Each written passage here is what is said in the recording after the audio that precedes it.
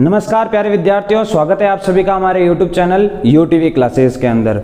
आज हम पढ़ेंगे दांडी यात्रा के बारे में।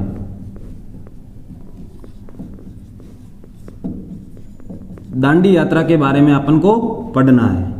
10वीं कक्षा का टॉपिक है हिस्ट्री की बुक का। ठीक है, दांडी यात्रा में जो मेन मुख्य उद्देश्य था वो था नमक के ऊपर जो लगने वाला कर है, नमक कर को समाप्त करना।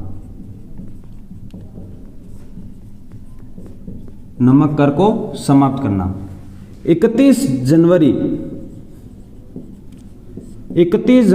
1930 को 31 जनवरी 1930 को महात्मा गांधी द्वारा 31 जनवरी 1930 को महात्मा गांधी द्वारा लॉर्ड इरविन को 31 जनवरी 1930 को महात्मा गांधी द्वारा लॉर्ड इरविन को एक 11 मांगों का पत्र लिखते हैं। ठीक है, इन 11 मांगों के अंदर जो मुख्य मांग थी वो क्या थी? नमक कर को समाप्त करने की, और बाकी जो मांगे थी वो थी उद्योगपतियों की मांगों को पूरी करने की। ओके, अब इन 11 मांगों को पूरा करना किसका कार्य था? लॉर्ड इरविन का कार्य था, और ये ठहरा ब्रिटिश। अब ब्रिटिश जो था वो अपने भारतीय लोगों को हल्के में लेते थे सभी लोग, ठीक है ना। तो इसलिए क्या हुआ कि महात्मा गांधी की ये बातें नहीं मानी गई।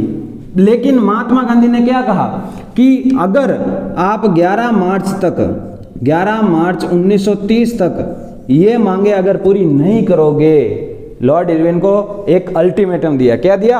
अल्टीमेटम। अल्टीमेटम का मतलब क्या होता है? अल्टीमेटम का मतलब क्या होता है? चेतावनी। क्या होता है? चेतावनी। अल्टीमेटम दिया किसको? लॉर्ड इरविन को। किसके द्वारा? महात्मा गांधी जी के द्वारा, कि 11 मार्च 1930 तक अगर इन 11 मांगों को पूरा नहीं किया गया तो भारतीय लोग महात्मा गांधी के साथ क्या करेंगे? दांडी यात्रा करेंगे, या अपन कह सकते हैं नमक यात्रा करेंगे। इस नमक यात्रा के अंदर क्या करना था? हुआ क्या था ये बताता हूं। साबरमती आश्रम से शुरू हुए, दांडी नामक गांव पर पहुंचे जो तटीय गांव था, और वहां पर जाकर ब्रिटिश कानून का उल्लंघन करना था। अब ब्रिटिश कानून का क्या करना था? उल्लंघन करना था। अब ब्रिटिश कानून का उल्लंघन किया, क्या करना कि भाई ब्रिटिश का एक कानून बना हुआ था कि आप लोग समुद्री जल को नमक में परिवर्तित नहीं करोगे। भारतीयों के द्वारा समुद्री जल को नमक में परिवर्तित नहीं किया जाएगा। समुद्री जल को नमक में परिवर्तित नहीं किया जाएगा। ठीक है, तो ब्रिटिश का यह कानून था कि आप लोग समुद्री जल को हाथ भी नहीं लगाओगे। पर गांधी जी ने दांडी यात्रा के तहत क्या कहा कि अंतिम में अपने को यही करना है, मतलब ब्रिटिश कानून का अपन को क्या करना है? भारतीय लोगों को उल्लंघन करना है। ठीक है, तो अब 11 मार्च 1930 को लॉर्ड इरविन का कहना नहीं मानते हैं, और अंत में जाकर ये दांडी यात्रा या नमक यात्रा जो है वो शुरू हो जाती है। अब शुरू कहाँ से होती है ये बात आपको ध्यान रखनी है। एक पॉइंट ऐसे बनाओ और दूसरा पॉइंट ऐसे बनाओ। ठीक है, यहां पर आपको लिखना है साबरमती आश्रम, ऐसे ध्यान रखना है। साबरमती आश्रम ये भी कहां पर है? गुजरात में। और पहुंचना कहां तक था? दांडी नामक स्थान पर पहुंचना था। तटीय क्षेत्र है, ये गांव है कह सकते हैं।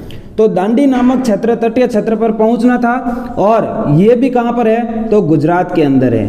तटीय क्षेत्र का मतलब क्या होता है? मतलब जहां से समुद्र शुरू होता है, ठीक है ना, मतलब जमीन कम होती है, मतलब खत्म होने लगती है। ठीक है, तो जैसे ये यहाँ पर गुजरात है इस प्रकार से, तो यहाँ पर ये तटीय क्षेत्र था। ठीक है, अब साबरमती आश्रम से लगाकर दांडी नामक स्थान की जो दूरी है वो थी कितनी?